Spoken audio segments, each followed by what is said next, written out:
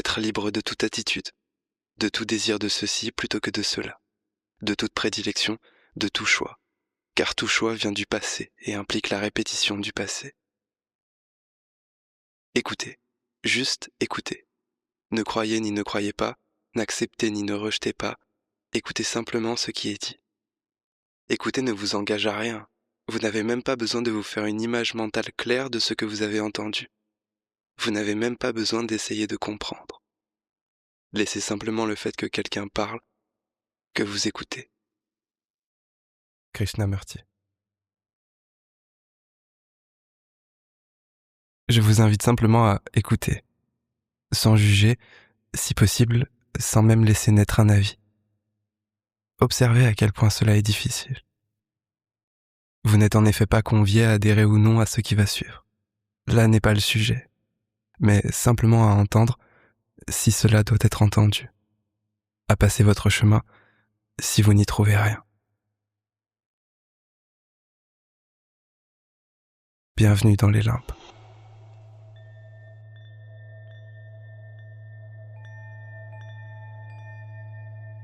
Je n'existe tout simplement pas. Il n'est qu'un phénomène parmi d'autres. Toute parole, tout discours, toute conversation, toute pensée est, par définition, égocentrée. Dans la mesure où ce sont ces actes mêmes qui créent un ego, un moi, un je. Ce n'est pas le penseur qui crée la pensée, c'est la pensée qui crée le penseur. On ne peut pas dissoudre son ego, comme on l'entend aujourd'hui si souvent. On ne peut que ne pas le laisser apparaître, connaître un état de silence intérieur, un esprit parfaitement immobile. Cela seul est le non-ego. Tout le reste, y compris ceci bien entendu, relève du domaine de l'ego, du je.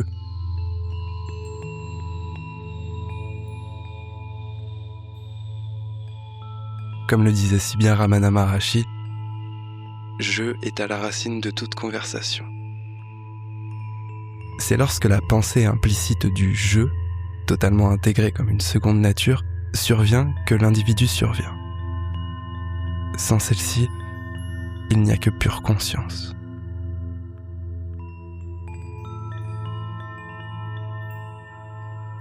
Le je croit que cette conscience est difficile à atteindre, que c'est là une chose exigeante, voire inaccessible. Mais en réalité, c'est tout simple. Il suffit de ne pas le démarrer. Il n'y a que lui pour tout compliquer. Un monde entier de problèmes naît en même temps que ce jeu.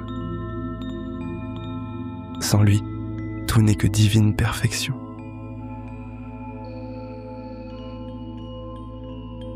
Ici, remarquez, le jeu a tendance à objecter. Car, c'est vrai, après tout, pourquoi vouloir faire disparaître le jeu ? Pourquoi vouloir faire disparaître la pensée ? Ce n'est pas ce qui est sous-entendu ici. Ce qui doit cesser, ce n'est pas la pensée, c'est l'illusion d'être un jeu qui pense, qui la possède. Et pour cela, oui, elle doit disparaître, car elle n'est qu'un jeu ayant trop pris ses aises.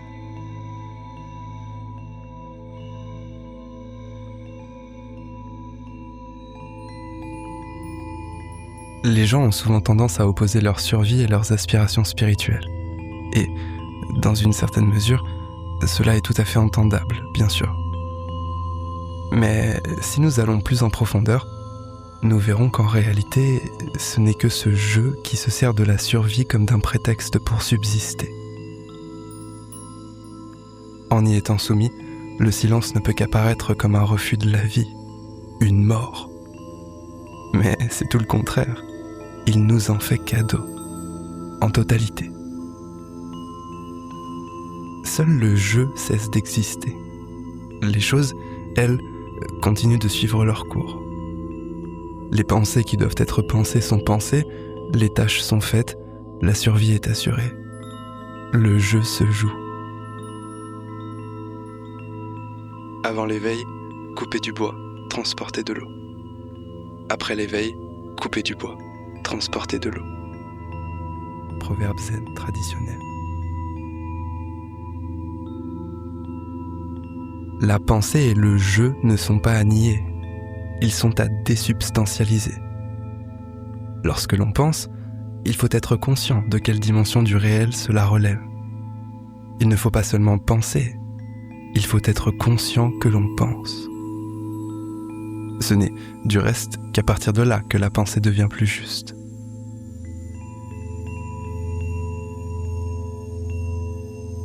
Penser, ne pas penser, exister, ne pas exister.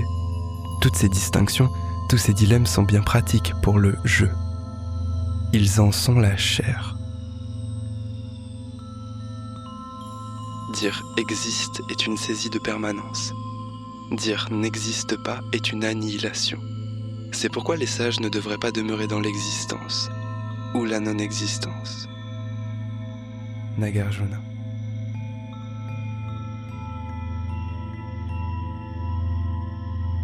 Atteindre la cessation, désir, aversion, attachement, ignorance, ce n'est pas pour autant cesser d'exister. Ce n'est pas refuser la vie. Au contraire, c'est la laisser nous envahir pleinement. D'ailleurs, il n'y a là rien à atteindre. Ce n'est pas quelque chose vers quoi tendre, mais un simple état de conscience. La conscience, c'est une qualité. Et une qualité, ça s'affine, à mesure que l'on cesse de s'y opposer.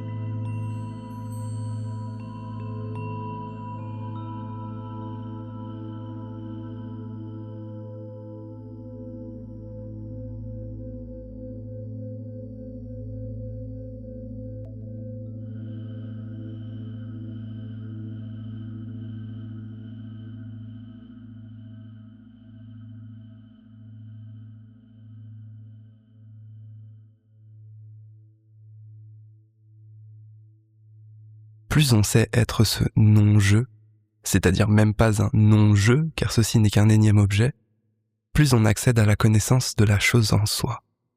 Car la connaissance ne saurait être acquise par quelque forme de limitation que ce soit.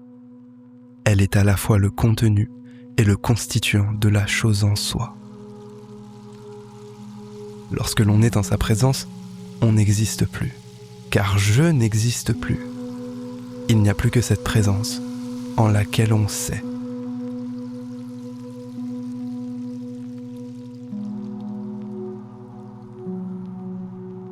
Comprends bien la subtilité. Tout ceci, tu peux le comprendre intellectuellement, c'est-à-dire à travers le « je ». Mais aucun de ces mots n'est en mesure de te faire comprendre ce qu'ils signifient réellement. Seul le silence le peut.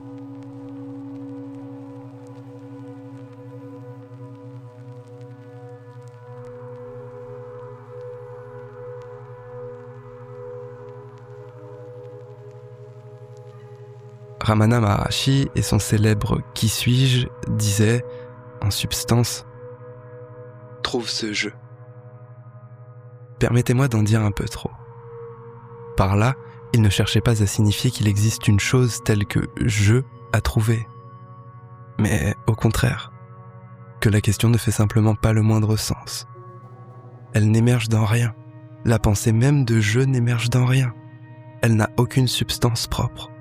Elle n'est qu'un simple phénomène parmi d'autres, pas plus important qu'une autre pensée, que le bruit d'un oiseau ou la sensation de l'eau qui coule sur notre peau. Il n'y a rien qui vit cela. Pas de je, pas de moi. Cela se vit. Tout est vide, plein, un. Tout se traverse.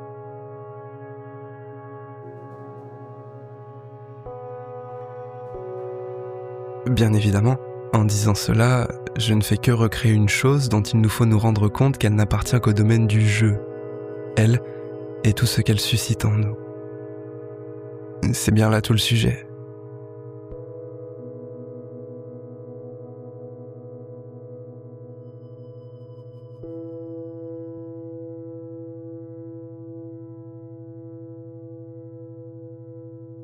Lorsqu'il n'y a plus personne, c'est-à-dire que l'attention ou la présence est pleine et totale, la première chose qui frappe, c'est l'impermanence de toute chose. Rien ne demeure jamais tel que cela est. Tout est continuellement en mouvement, changeant, renouvelé, incertain. Rien, absolument rien, n'est jamais figé.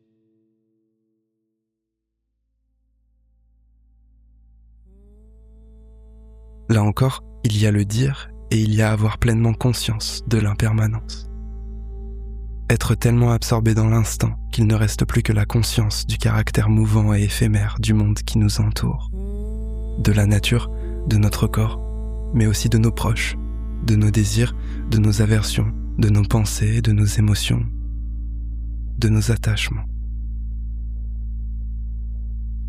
En être conscient sans en être atteint, positivement ou négativement. Simplement en restant là, observant paisiblement l'éternité de l'instant, ne jamais être le même.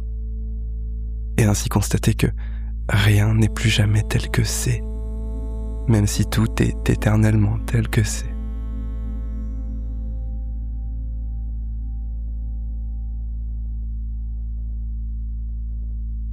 Dans cette émouvante immobilité, tout se fait clair et heureux. La quantité de bonheur ressenti se mesure à la qualité de présence intérieure. La souffrance, quant à elle, correspond à la quantité de déprésence, d'oubli de soi-même dans le flux du jeu. En d'autres termes, la souffrance n'est rien d'autre que de l'impermanence figée, ce qui se traduit par des attachements. C'est aussi simple que cela. C'est un processus d'une simplicité presque mécanique.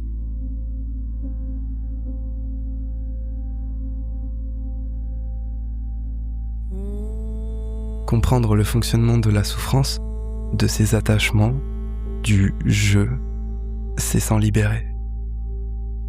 Et toute la difficulté réside dans le fait qu'il n'y a justement rien à comprendre. Il ne s'agit pas d'une récompense ni d'une réponse.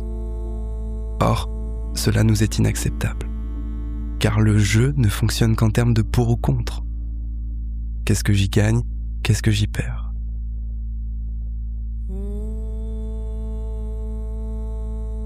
Pour le « je », il ne peut y avoir qu'à laisser derrière soi, ou, à l'inverse, à atteindre devant soi. Et pourtant, il n'y a là rien à atteindre, aucun but, aucune récompense. Il y a tout à gagner et tout à perdre dans le même temps.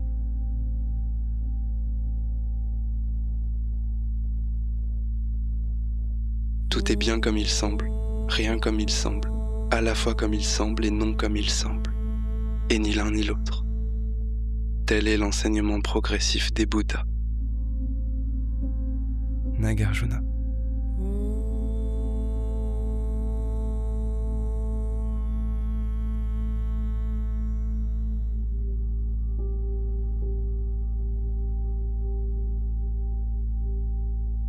C'est en étant attentif à la nature que l'on peut avoir l'intuition de ce qu'est la nature.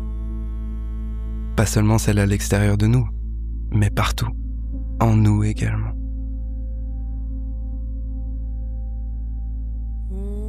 Lorsque l'on cesse de raisonner depuis nos catégories mentales et que, dans cet élan de recul, notre vision devient claire, on se rend très vite compte que le corps et la psyché ne sont que le fruit d'une interminable chaîne d'interactions, de cause et d'effet, et que rien, absolument rien, n'existe par soi-même. Rien n'a de substance propre.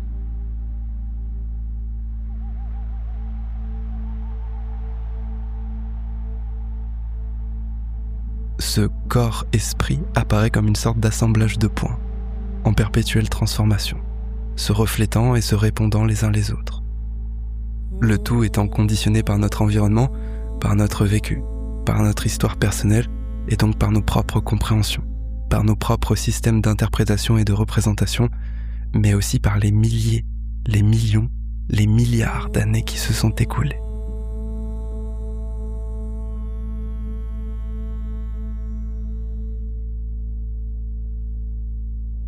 Toutes les plantes poussent, mais aucune ne pousse de la même manière. Certaines sont bien droites, d'autres de biais, d'autres encore se contorsionnent autour d'autres plantes. Mais, à la fin, tout revient toujours au même point. Pousser. Il ne peut qu'en aller ainsi. L'inverse s'appelle tout simplement mourir. Et toute cette belle histoire n'est qu'à propos de rencontrer la mort sereinement, libéré et plein de joie.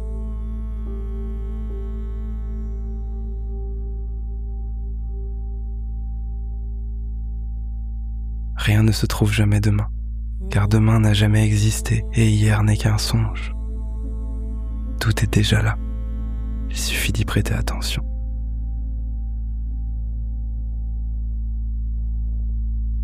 Merci de m'avoir écouté.